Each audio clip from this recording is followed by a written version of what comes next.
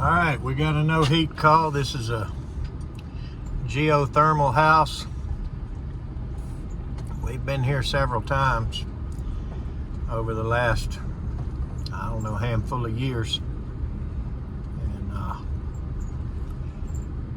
usually something with the well or whatever. This is a open loop geo system. A lot of people call it a pump and dump. But,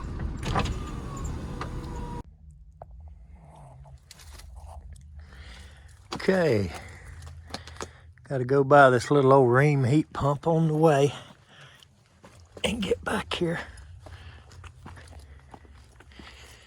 And there is the water furnace geo unit that we put in.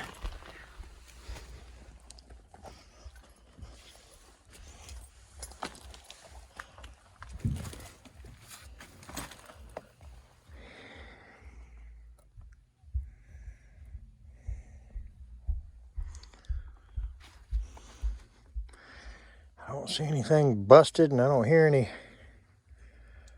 water flying around everywhere under here, so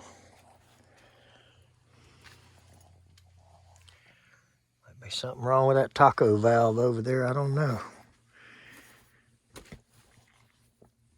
I'm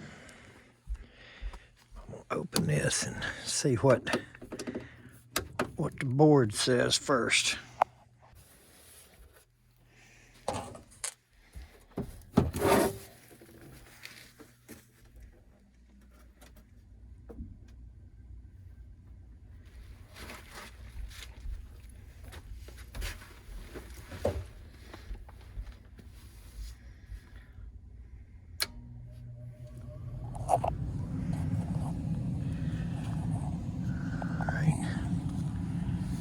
Just now came on, or the fan did. I don't hear any water or any compressor. Looks like we're getting 3 blinks right there. The red one quit flashing.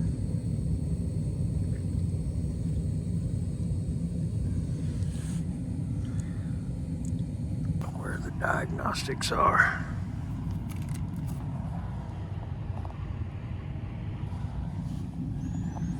But they were not on the inside of that panel.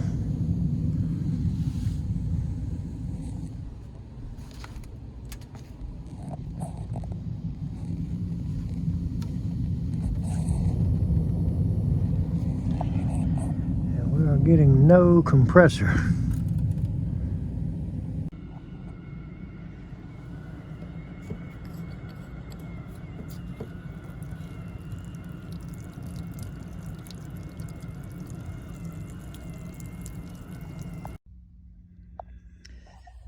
Okay, so I had a little bit of help from the helicopter here, which was no problem.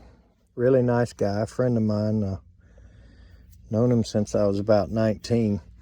And what we determined is this head will no longer push the taco valve in. So we had to, I just left the common hanging there on it because we didn't need it, but we put the in and out yellow for the compressor together so it would force it to run, and which is not good because, you know, if it ever ran out of water from the well for whatever reason, the compressor would continue to run and freeze up the heat exchanger. But the water furnace does have a nice frost protection set up on it, and you know, so it would be okay. I didn't like it. We did this just for testing and because I didn't have any valves or heads with me or nothing. So what I'm going to try here today is to replace just the head, and I'm going to see if I can get away with that. And if not, then we've got the whole valve here if we end up needing it. I really hope not. I don't want to dig into all this. This one is a sweat end valve that somebody's put on before we were here. Not sure what size that restrictor is because it doesn't face this way. Try to figure that out before I leave. But what we did to give them heat overnight, well, over a couple of nights, was we took this, I've done this before, took this C-clamp here and used it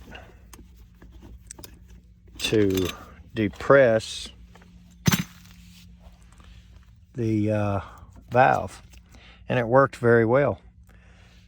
So I'm going to try just replacing this head and see if it goes back to working.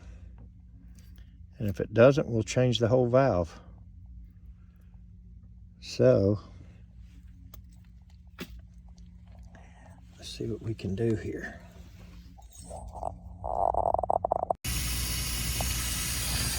Okay, as soon as I put it on, okay, the common is the first pin. The second one is red. That's actually the yellow coming from the house. And then this yellow goes to the compressor over there, the machine. So as soon, it's kind of a slow open and slow release and slow close, I do believe, but it fixed it because as soon as I put it on, it started slowly. You could hear it trickling, and now it's flowing good. So this one is definitely bad. And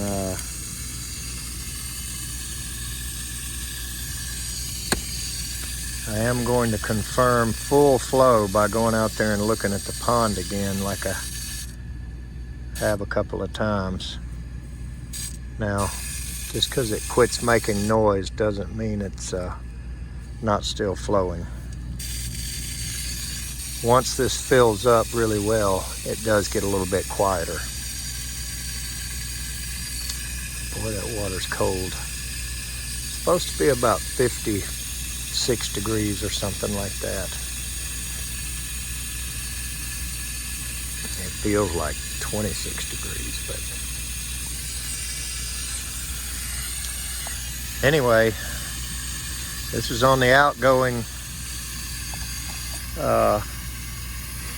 after the heat exchanger, after the Geo unit, because that way when this closes, it stays pressurized with water and doesn't fill up with air and, get worse levels of oxygen in it. There's obviously oxygen in the water and whatnot. And these things are cupra nickel coated, the Geos are, that are designed for open loop. So we didn't have to put our whole valve on. We did get by with just the head.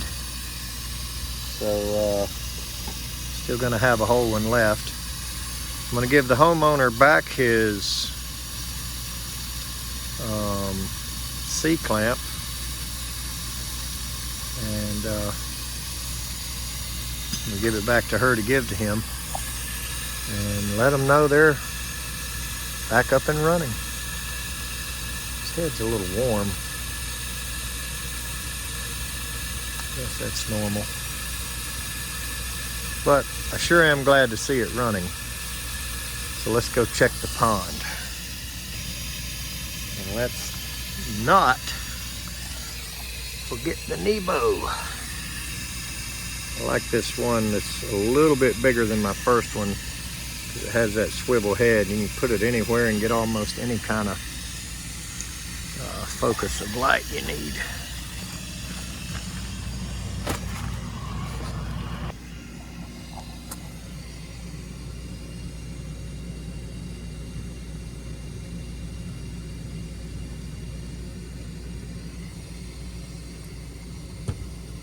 Water furnace.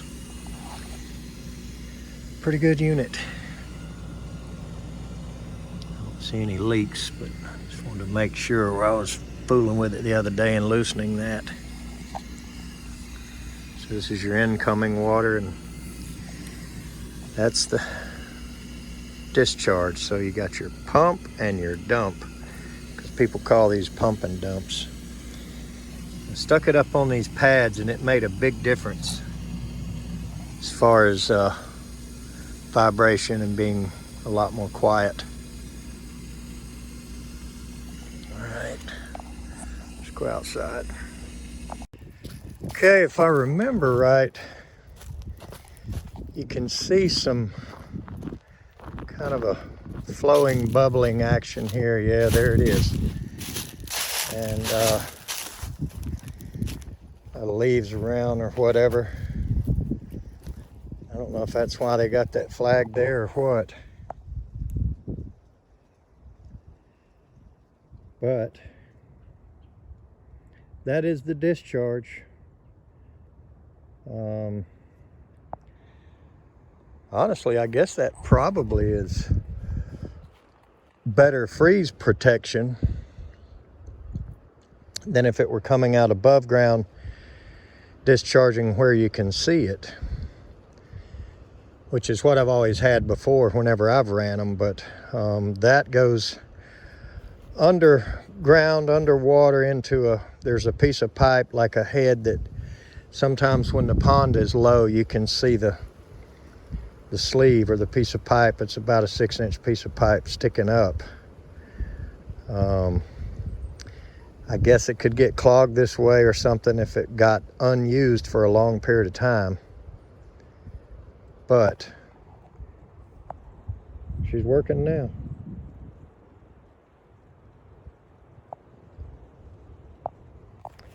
All right, so let's collect our money and go to the next one.